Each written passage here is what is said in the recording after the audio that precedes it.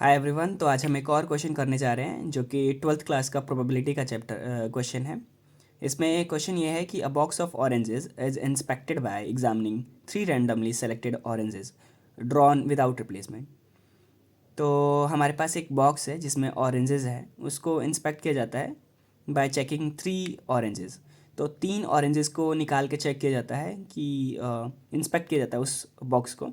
और ये जो तीनों ऑरेंजेस जो निकाले जा रहे हैं विदाउट रिप्लेसमेंट है, मतलब हम उनको चेक करके रख नहीं रहे हैं, हमने तीनों को निकाला है एक के बाद एक के बाद एक। If all the 3 oranges are good, the box is approved for sale, otherwise it is rejected. अगर तीनों के तीनों ऑरेंजेस जो हैं जो एग्जामिन करने के लिए हम निकाल रहे हैं, अगर वो तीनों के तीनों सही मिलते हैं तभी वो बॉक्स जो है सेल के लिए अप्रूव होता है, अदरवाइज इट इज़ रिजेक्टेड। उसके अलावा वो रिजेक्ट हो जाता है। तो हमें ये बताना है कि find the probability that a box containing 15 oranges out of 12 are good and 3 are bad once will be approved for sale. तो हमें इसकी प्रोबेबिलिटी बतानी है कि एक बॉक्स है जिस पे 15 ऑरेंजेस है और जिसमें 12 सही है और 3 खराब से 3 खराब ऑरेंज है, वो अप्रूव हो जाएगा सेल के लिए।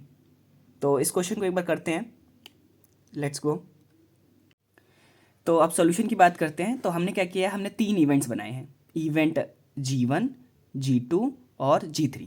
अब ये G1, G2 और G3 क्या है, ये पहली बार में जब हम ड्रॉ कर रहे हैं बॉल को, ऑरेंज को, तो जो गुड ऑरेंज आ रहा है पहली बार में उसको हमने G1 ले लिया है, और जो दूसरी बार में सही ऑरेंज आ रहा है उसको हमने G2 इवेंट ले लिया है, और जो तीसरी बार में ऑरेंज सही आ रहा है उसको हमने G3 इवेंट ले लिया है। ठीक है।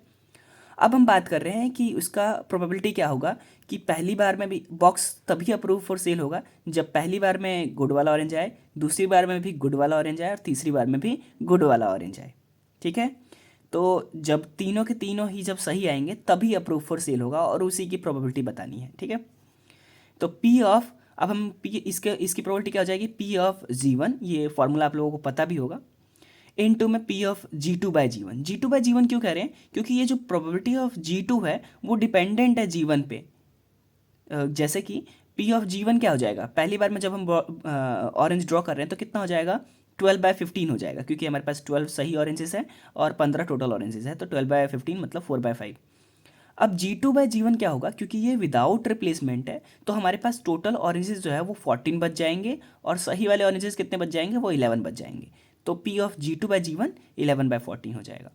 वैसे ही P ऑफ G3/G1 G2, जब G1 और G2 दोनों ही इवेंट्स हैपन हो चुके हैं तो प्रोबेबिलिटी ऑफ G3 क्या होगी, तो प्रोबेबिलिटी ऑफ G3 क्या हो जाएगी, क्योंकि अब हमारे पास टोटल ऑरेंजेस 13 रह गए और जो सही वाले ऑरेंजेस है वो 10 रह गए। तो बस कुछ नहीं करना है, अगर अप्रूव फॉर सेल होगा तो ये तीनों के तीनों सही होने चाहिए और इन तीनों को आपस में मल्टीप्लाई कर देंगे तो हमारा आंसर कितना आ रहा है, 44/91। तो यही था, सिंपल सा क्वेश्चन है। मिलते हैं किसी नेक्स्ट वीडियो में, तब तक के लिए बाय बाय।